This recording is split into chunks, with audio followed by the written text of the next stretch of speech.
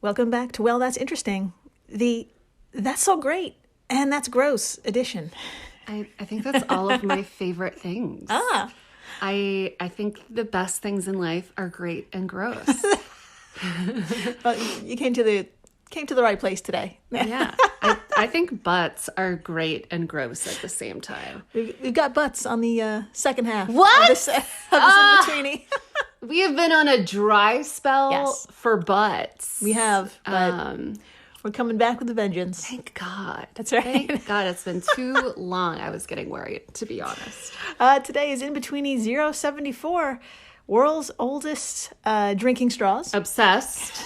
Obsessed. And ancient wealthy folks were riddled with parasites. Of course they were. I love it. I love a parasite. I love a drinking straw. We've been through such a journey together. Mm-hmm. Now they make these cute little bamboo ones. The paper ones, I don't like. Yeah. I hate the They paper get soggy ones. after a few sips. They especially on dry lips. Mm-hmm. It's a gross feeling. Feels like you're drinking out of one of those paper tampons. Like it's just, ugh. Yeah. Shouldn't be in either hole. That's right. No! Definitely not. Yeah. I'm Jill Chacha, and I am with pro bamboo straw crazy Marissa Riley. That's me. I love the bamboo straw out of a margarita. Mm-hmm. Let's do it. Screw it. Let's go right now. Let's just go get a margarita right now. I'm into it. Okay. Yeah. I know you're also into metal straws. I love a metal straw. Yeah. My roommate from back in the day left a bunch in the house. And I was always laughing at her. I'm like, that looks so uncomfortable. Yeah. And now I use it every goddamn day because it makes me feel like a stupid fucking influencer. It makes me feel rich. Special? It makes me feel special. Yeah. And I drink things out of a mason jar. That's right. You're from Texas. But still, it's so Brooklyn though. And I feel, yeah. I feel very, out of these special I use special ice cubes that are cubes. I've talked about this for too long. Anyways, but then I don't take a picture of it. So what was even the point? It just means you're a better person. That's true. No one needs you don't to take know. a picture. You just enjoy it for yourself. Yes. Is what you're saying. Exactly. Yeah. Well, put a pin in the metal straw thing. Okay.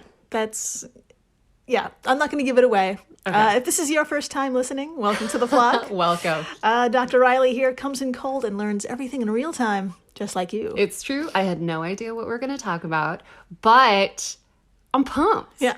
I'm pumped. Parasites and drinking straws. Mm-hmm. Obsessed. Yeah, today we're going to cover two recent archaeological discoveries that are, of course, fascinating on one hand, and on the other, show that the more things change, the more they stay the same. Honestly. I mean, yeah, in reality, nothing has changed. No. We just have seamless now. And to begin, we actually need to first step into our Wayback Machine and head way back to the era of archaeological frenzy, the 1890s. Oh my God, we're actually going back. Usually you're like, we're going to go way back to 2014. And I'm like, oh my God, it's so long ago. But yes, this is actually long ago. Yeah, and it's the Summer of Love, 1897. Fuck yeah. To be exact.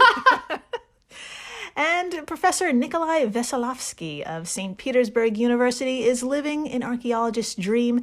He's about to open a dead rich person's tomb. I'm so excited for him. Yes. That's amazing. I love a dead rich person stuff. Mm-hmm. That is the best stuff. It's the best stuff. So we know when we are, but where are we exactly? My friends, point to the very west coast of Russia. You got it. Which is right next to the country they're about to invade, Ukraine. Now move your finger down all the way until you reach the very southern tip, and voila, we're in the ancient city of Maykop. I've never heard of it. Amazing. I'm pumped. And just to give you a little better footing as well, if you imagine Turkey and look northeast, the Russian city of Maykop is right there. Cool. In a region known as the Caucasus, which includes modern-day Armenia, Azerbaijan, Georgia, and other parts of southern Russia. That's just how expansive Russia is, but still not big enough for little Putin. Oh, boy. Yeah. Oh, my God. Anyway. So talk for another day. Yes. So now our good old professor is about to unpack a burial mound, or a kurgan, that's believed to be from the early Bronze Age, which is somewhere between 3700 to 2900 BC. Holy shit. Yeah, and to put this into perspective, this burial mound is slightly older than the Great Pyramids of Giza. That's so old. That's so old. It's really if old. one thing is old, it's a goddamn pyramid. Those are the oldest things in the fucking world, but apparently not. No, This is older. This guy's fucking burial mound. Yeah. I want everything in it. I'm pumped. So, Dr. Marissa, to report on what our professor found, I thought we could take turns reading from a study called Party Like a Sumerian, reinterpreting the scepters from the Makop Kurgan. What do you say? I am so into that. I am so into any story that starts with party like a. I am obsessed. Let's do it. Yeah, that part will be explained later on, but yeah, we're going to party like a Sumerian. So Amazing. I'll start us off. Published back in January of this year in the journal Antiquity, quote, the burial mound, or kurgan, contained a large chamber divided into 3 differently sized compartments, each accommodating an adult individual lying in a crouched position. It is believed that the largest compartment contained the burial of the primary, i.e. most important, individual, as it was furnished with the most luxurious set of funerary offerings compared with the other 2 burials in the same grave. Mm-hmm. The skeleton of this individual was covered with the remains of a richly decorated garment, along with hundreds of beads of semi-precious stone and gold. Fuck yeah. I love a semi-precious stone. Most of the grave goods, both plain and precious, including ceramic vessels, precious metal cups, weapons, and tools, were arranged along the walls of the chamber, except for a set of 8 long, thin gold and silver tubes, 4 of which were decorated with small gold or silver bull figurines. I'm obsessed. Yes. I'm so excited. Continuing the quote, the tubes were placed to the immediate right-hand side of the skeleton. Professor Veselovsky referred to these artifacts as scepters. End quote. That sounds like a drinking straw. Sounds like a drinking straw to me. Right? Amazing. Okay. Put a pin in that. Okay. Okay. Now, Dr. Marissa, I have a simple illustration of the tubes, but I also have a close-up photo of one of them as well, specifically the decorated perforated tip and all the little different segments. But before we get to that photo, let's take a look at the illustration. And all the shit we look at today is going to be on our social media stuff, so you too can take a look. Come on by. Instagram, Twitter. Join us. Do it. The handles are in the episode details, blah, blah, blah. Anyway, okay. Dr. Marissa, please tell us, what do you see in this illustration? I see, okay, so these are awesome and I want them right now.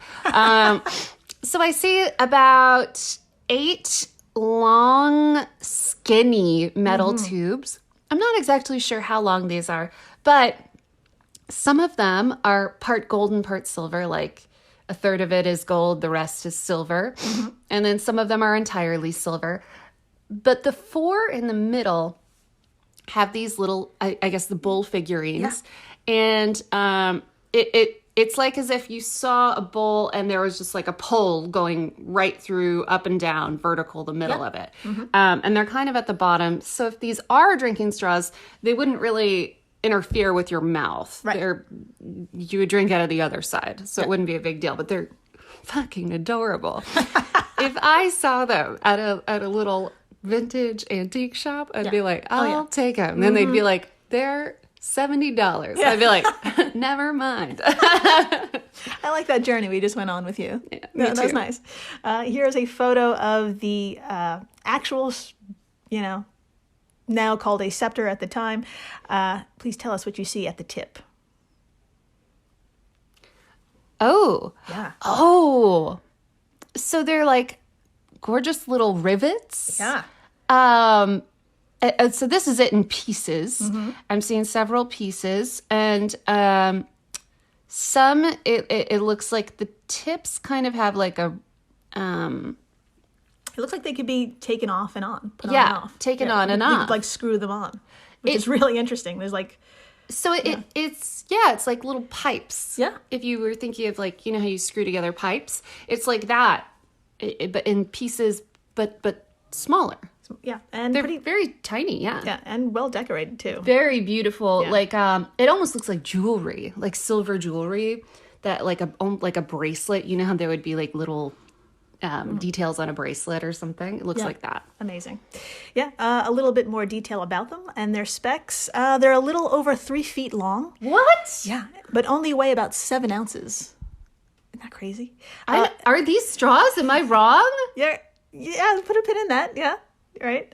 Oh my God, I have an idea. What? Is it so they could drink something from far away? Am I right? I like where you're going. Ah, Yeah. I love it. I love it. I love All it. right. Okay. First, let's describe it a little bit more. Their lightweight may be due to the material. 4 of the tubes are assembled from 2 or 3 silver segments, and the other 4 are assembled from a combination of gold and silver segments. And in good taste, the accessories match their corresponding tube. 2 of the silver tubes are decorated with a silver bull figurine, and 2 of the gold and silver tubes are attached to a gold bull figurine. Amazing. So you can have all gold. You can mix and match. Exactly. You're feeling fabulous. Yeah, and each of these little animals is about 3 or 4 inches in length. And get this, they're not in a fixed position. You could slide them up and down the tube. Stop it. Yeah. That is really fun. And of course, I have a photo of these figurines. Would you like to see them? Yeah, All right, I really would. Here we go. I think I would pay $70. Oh, they're so cute. They're just gorgeous silver gold bulls, and they're just they look like little bulls, and they're so damn cute. They're adorable. And you immediately need one. Yeah. I know what I'm doing on Etsy after this. Yeah, they're fucking adorable, that's for sure. But in 1897, unfortunately, the best our professor could do was speculate the use of these tubes. Veselowski and his counterparts were like, maybe they're scepters, maybe part of a canopy, or something symbolic, question mark, you know. They felt it had to be something like really out there. Really important. Yeah, but they weren't sure. But what they did know is that they were damn pretty, which meant, you guessed it, they were going into a museum for display. Good. So by autumn of 1897, all the gems, fabrics, fancy things within the tomb, and these tubes were transferred to the Hermitage in St. Petersburg. Amazing. And there they sat until 2021. Okay. Yeah. Viktor Trifonov, an archaeologist from the Russian Academy of Sciences Institute for the History of Material Culture, and nailed it. and lead author of the study we quoted, was like, we got to put these things under a microscope. Yes, please put everything under a microscope. I gotta know. He had a hunch about a decade ago that these tubes were drinking straws. Yep. That's right. And not only that, because there were so many of the same length, he was like, I bet they were a set of straws you could use with a group. Oh, with your friends. Uh-huh. Stop it. Yeah, that's right. He hypothesized that these were party straws. Yeah. That friends used to drink beer together like a modern day tiki punch bowl. Oh, this is even better. Yeah. Oh, this is so fun. They're all gonna get sick and die, but like, this is so fun. Needless to say, his fellow archaeologists were skeptical because, of course, everything has to be grandeur, right? Yeah, right. But Victor would not be dismayed when he finally got his hands on them. Dr. Marissa, please tell us what he and his research team did to help prove his party theory. I would love to talk about this. All right. From Laura Gagel of livescience.com.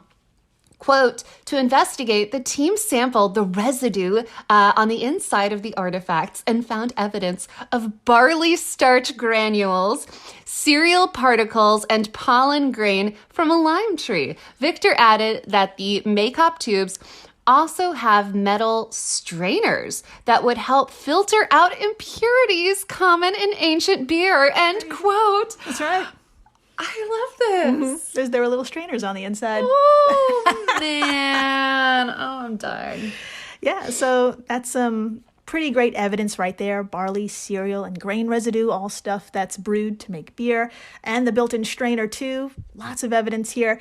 There's also a lot of circumstantial evidence that helped the theory because the Caucasus were surrounded by cultures that loved to get down. And it's possible their drinking technology rubbed off on this region.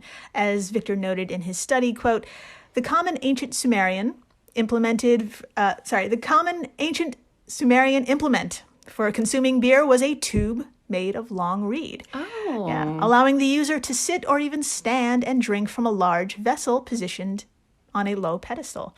Oh my God. So instead of like, maybe instead of everyone getting glasses of like cups of an alcohol or whatever, like we do now, cups of an alcohol. Who am I? Everyone getting drinks and glasses. How many cups of an alcohol have you had today? Too many. But instead of getting cups, they would get really long straws. They would all stand around it like a hookah or something. Yeah, exactly. And my theory is that because those little animal figurines can move, maybe that's how they kept track of how much they were drinking. I don't know. It's because they move up and down the straw, right? Yeah. I don't know. Or maybe they all went on different levels to know whose straw was who in case they put it down. There you go. Safety third. Mm-hmm. I'm obsessed. Let's bring it back, but also no. Let's not. It's good. Let's not. No, not today. Okay, so where are we? Let me go back to my notes. Continuing with the quote from Victor, the detachable straw tip strainers made of copper. Oh, so we're still talking about how the ancient Sumerians would drink. Got it. So they had long tubes made of reed. They also had detachable straw tip strainers made of copper, less frequently made of bone, were widely used across Mesopotamia in the 2nd millennium BC. These tip strainers were intended to be fitted to the end of straws made of reeds, end quote. Amazing. That is so damn cool. I know. In sum, drinking communally with some long-ass reeds were all the rage. And judging by what else this individual was buried with, it's no surprise that they'd have their own gold and silver stemware. Amazing. Yeah. Oh, they had a little set. They had a set. I mean, they were fucking wealthy. Good for them. Dr. Marissa, please tell us what happened. What else happened to be right under the researchers' noses that really helped suggest these were like straws for beer punch bowls, if you will. I would love to explore further. From wellthatsinterestingpod, quote, their theory was bolstered by the fact that a large vessel was also found in the tube. The volume of this vessel, 32 liters, oh my God, suggests that each participant's share would be about 4 liters or 7 pints per person. Trinoff and his team explained in the study, end quote. Oh my God, they were getting hammered.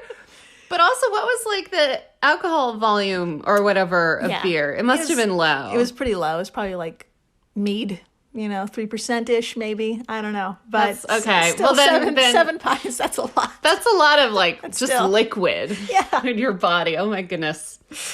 So these tubes are still being analyzed for more residue and such, but Victor's counterparts are leaning towards his theory, making the Maycop straws the oldest straws discovered. They're about 1,000 years older than the previous record holder, which means, my friends, we've been drinking for a very long time. Yep. Some things never change. That's right. After the break, this dead wealthy individual may have had some fancy pants straws, but they may have also been riddled with parasites. Yes! Love a parasite. And we're going to explain, so please stay tuned. Please do. We're the All Creatures Podcast. Each week, Angie and I explore and share amazing details about the many animals we share our world with. Plus, Chris and I are both PhD scientists and educators. So we do the deep dives in the scientific research and then come back and share what we learn in a fun and casual way. We also speak with other scientists, animal experts, activists, and many other conservation enthusiasts from all over the planet. So you can find the All Creatures Podcast wherever you get your podcasts.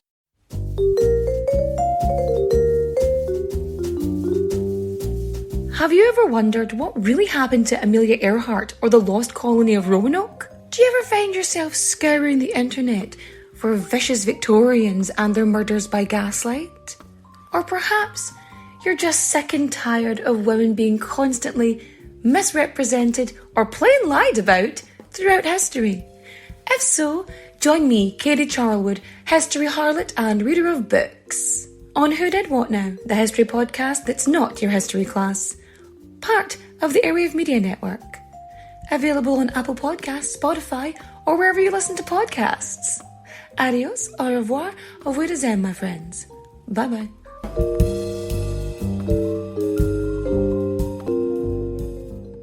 I'll be seeing you.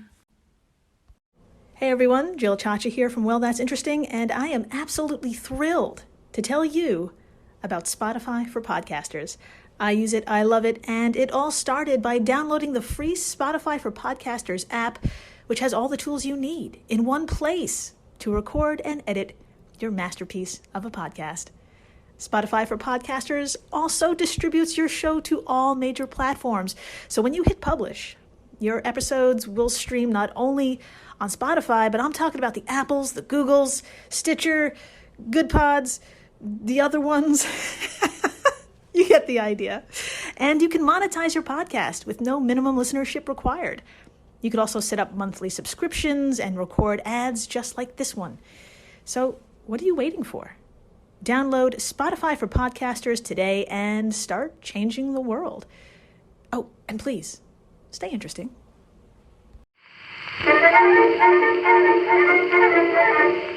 Did you know that Elvis once showed up to the White House high as a kite with a bunch of guns? Did you know that Eleanor Roosevelt once had a romantic relationship with a lesbian reporter? Hi, we're Stephanie. And Tux. From Beyond Reproach, a comedic history podcast where we talk about political scandals like how FDR's grandfather made the family fortune smuggling dope. And messy government officials like President Johnson, who named his dick Jumbo and would wave it around at people on Capitol Hill. Gross. And we do it all while drinking period-appropriate historic cocktails, like JFK's favorite, the Lime Daiquiri. We are not historians, we're just a couple of drunks who never shut up and love history. We hope you'll join us on Beyond Reproach for some big facts, good laughs, a little bit of swearing, a lot of drinking, and a real good time. You can find Beyond Reproach wherever you listen to your favorite podcasts. And we're back. We are so back. We're so back, and it's true what they say. Everyone poops. Yep. That's right. Everyone does it. That's right. All of you. You, me, Dr. Marissa here, possibly the Kardashians. But for certain, other rich people take a crap on occasion. Yes. Yeah. You're just silent. Okay. Yep. Stick with me here. Stick with me. I'm here. Okay. All right. And this has been true since the beginning of time. And also true, if you don't take care of yourself, no matter how much money you have, nature is going to take you out. It's coming. That's right. It's coming for your butt. Terrible things. It's coming for your butt. Join me, will you? Back to the year no one remembers. Say it with me now. 2019. There you Yes. go. No one remembers. Nothing happened. And we're standing among some beautiful ruins of the Arman Hanitzif. Hanitzif. Nailed it. Hanatzif. That's it. Arman Hanatzif Promenade in Jerusalem. And for my fellow geographically challenged Americans, don't worry, I got you. Point to Egypt. You got it. Which is, of course, in the northeast corner of Africa. And just northeast of Egypt is Israel. Oh, I'm very familiar. Yeah. And in the middle of Israel is this beautiful promenade. And boy, howdy, it revealed quite a bit. Dr. Marissa, if you would, please introduce us to... Sorry. Please introduce us to one researcher working in the area and what stunning architecture they uncovered. I would love to. All right. From eurekaalert.org, amazing website name, quote, Yaakov Billig? Got it. Yaakov Billig, the director of the excavation on behalf of the Israel Antiquities Authority, explains that the uncovered royal estate dates back to the mid-7th century BC, the late Iron Age. According to Billig, magnificent stone artifacts of extraordinary workmanship were found on the site, such as decorated stone capitals of a quantity and quality not yet observed in ancient Israel. Oh my gosh. Adjacent to the mansion was a spectacular garden with a breathtaking view of the city of David and the Temple Mount. It was here, along with the remains of fruit and ornamental trees, that a cesspit was found. That's right. Yes! I was waiting for the shit part. That's right. To show up. Here we are. We've arrived. We made it. We made it. Finishing the quote.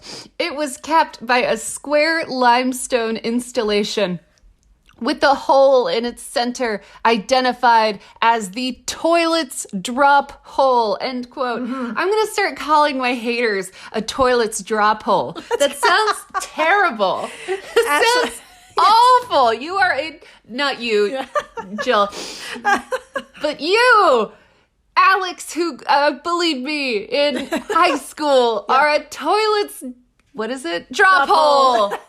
You suck. Oh my God. I was going to say put it on a tote, but no, just keep it in your pocket. I will. For, Yeah. for future use. So yes, my friends, they found a toilet. And before we dig into it, let's take a look at a 7th century BC John. Would you like to see what it looks like? Nothing would make me happier in the world. I'm so pumped. All right. And of course, all photos on our social media stuff. So please come on by and take a look at this toilet's drop hole. Yeah. Oh my God, it looks terrible. This looks like the last place in the world I'd want to shit. Oh, yeah.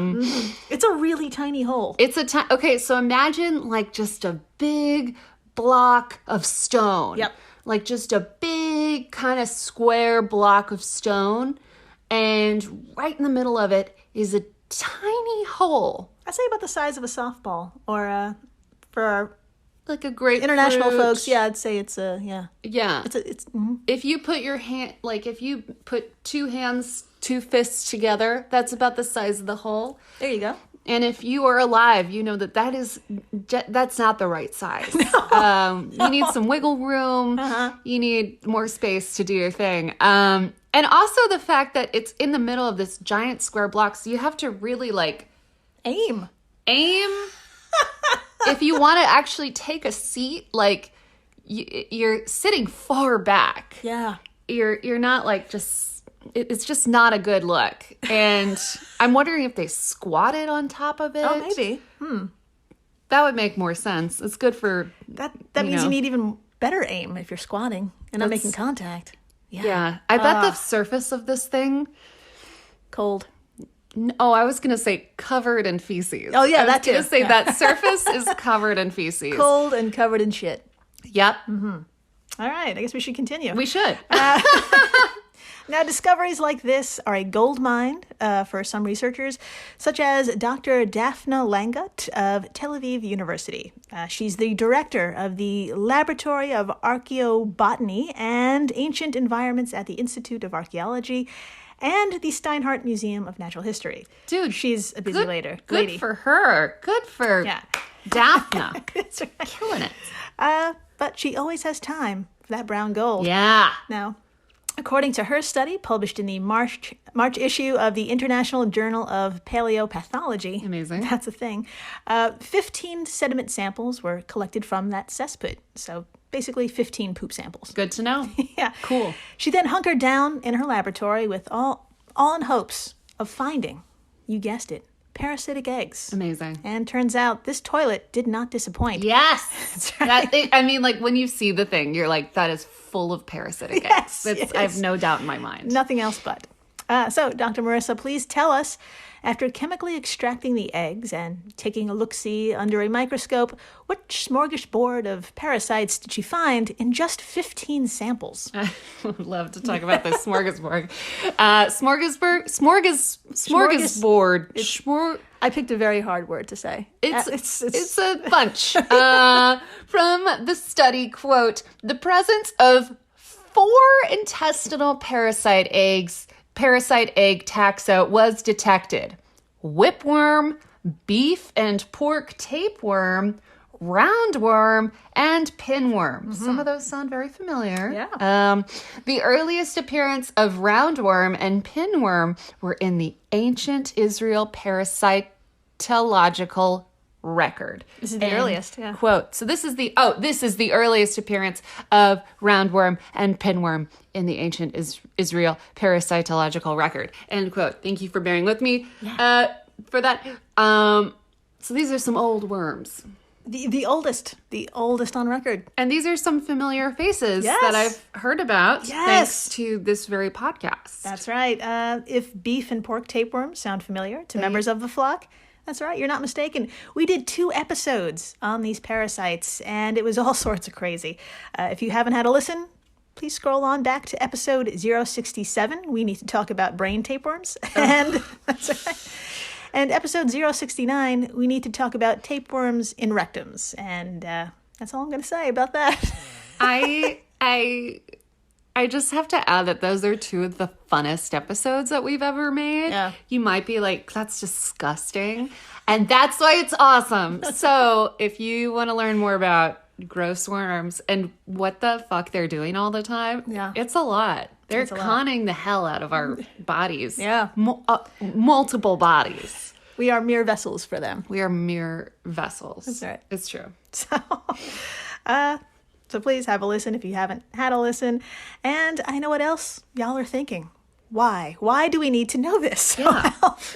Why, Jill? Tell me. Good question. Your answer, archaeoparasitology. Oh. Yes, as people living through a current plague, you and me, I think we could appreciate this field. It helps us, quote, learn about the history of diseases and epidemics. Oh. This area provides new information regarding human health, hygiene, lifestyle, and sanitary conditions, end quote, from eurekaalert.org. This actually makes me think of how you can look at the Mona Lisa and tell that she has a thyroid problem. You can learn a lot about the time and what they were eating and like what was going on like, you know, disease. Except instead of talking about the Mona Lisa this time, we're talking about shit. That's right. That's right. Same thing. No, not at all. Same shit, different medium. Exactly. I guess. Yes. Sure. Anyways. Yeah. The Mona Lisa, I think that was an In-Betweeni about the guy who grew a tooth in his nose, and we talked about her smile. Oh, I forgot the rest of that. That's right. The nose tooth really got me. Yeah. Okay, so we have a delivery. It's great. It's great. So, from this discovery, we could surmise that wealthy folks were a little fucked. Dr. Langet believes, quote, in the absence of medicine, recovery from intestinal worms was difficult to impossible, and those infected could suffer from the parasites for the rest of their lives. No. Therefore, it is quite possible that the findings of the study indicate a bothersome and long-lasting infectious disease that affected the entire population, end quote. Yeah. So. Because nowadays if you get like a worm or something, you go to the doctor. Yeah, we talked It's embarrassing. About it. Or you make a video of it coming out of your butt like that guy. Or you make a video and you go viral. And you post it to Facebook, which actually happened. And we also watched that video too. So However, before Facebook, before modern medicine, this must have been a nightmare. Yeah. Yeah. Yeah. Could you imagine sitting on that small toilet and pulling out a worm? Yeah. Real thing. Real thing. Pulling out a giant worm. Oh my God. Her hand is in her face, fully in her face. My face might as well be in what do you call it? The toilet hole? Yeah, so if you haven't had a listen to those two episodes, episode 067 and episode 069, you have no idea what we're talking about. You got to go take a look and have a listen. Highly recommend. So according to this doctor, basically, the only thing to trickle down from the rich were worms. So,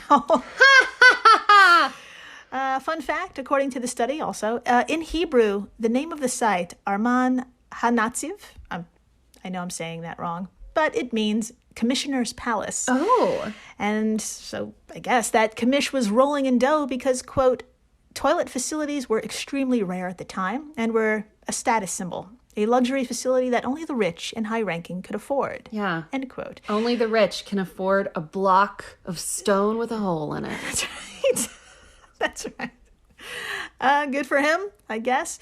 Though he didn't wash his fucking hands. Ah! So please, just do it, folks. Just wash your hands. Just do it. Not even, I mean, for COVID, yes. Yes. But also, your hand could be like covered in worms right now. It's just parasites. Ugh. The end. The end. We made it through. We made it through. Amazing. Yeah. I love butt stuff. Love butt stuff. Love wealthy folks riddled with parasites. I'm a big fan. Love that. Big fan. It makes me feel really good. Yeah. Thank you for listening, rating, subscribing, telling your friends about the world's oldest drinking straws and how nothing really changes. Yeah, nothing changes. We're all just trying to have a good time. Yeah. That's it. And please, stay interesting. Please do.